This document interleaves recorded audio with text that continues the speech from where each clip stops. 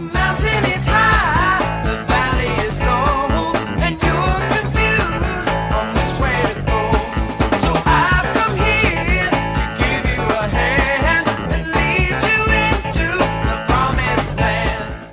Hi, I finally made it to Mexico, although I had to pay almost $500 to get this piece of paper to be able to import the bike into Mexico. Today, however, let me tell you more about an awesome 3 months I had in Central America. My Central American adventure started by crossing the Panama Canal. The roads in Panama were pretty decent. Surprisingly, even some back roads were excellent and offered just perfect turns. Nevertheless, I still managed to get lost and find some bad roads leading to some amazing places on the both coasts and also in the mountains. The border between Panama and Costa Rica was the first one on the trip where I ran into bureaucratic problems.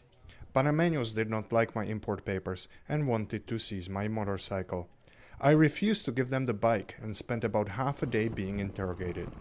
In the end, I was allowed to cross the state-of-the-art bridge to Costa Rica. Riding, hiking and swimming along the Costa Rica's Atlantic coast was fantastic. I also enjoyed riding up to one of more accessible volcanoes.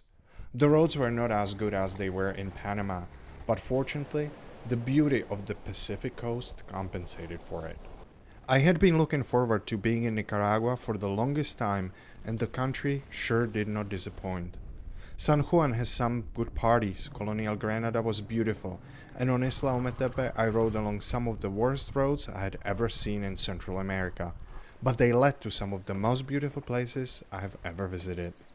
The roads in Nicaragua were pretty decent, although one had to watch for the crazy school bus drivers. Upon my entry to Honduras, I was really surprised by all the pine trees that I saw along the road for the first time on my trip.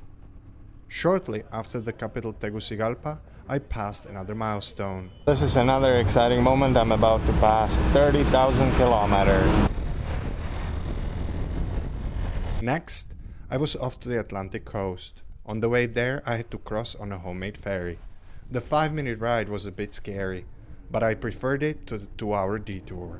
It rained a bit in Honduras, and once in a while I had to cross small flat streams that I really did not feel like crossing. The highlight of my visit in Honduras definitely were the impressive Copan ruins, where I explored the whole day and had the place almost just to myself. After Honduras, I was off to El Salvador.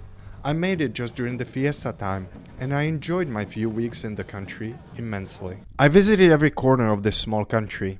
Besides riding, I did quite a bit of hiking too. The ride and hike to volcano near Santa Ana was unforgettable, and surfing near La Libertad was epic. Next, I headed to Guatemala. I parked the bike in Guatemala City for a month and traveled around the country on a bus. There were many great places in Guatemala. Maya's ruins Tikal were really impressive. Pacific Coast offered some excellent hiking and swimming, and the colonial town of Antigua was just beautiful.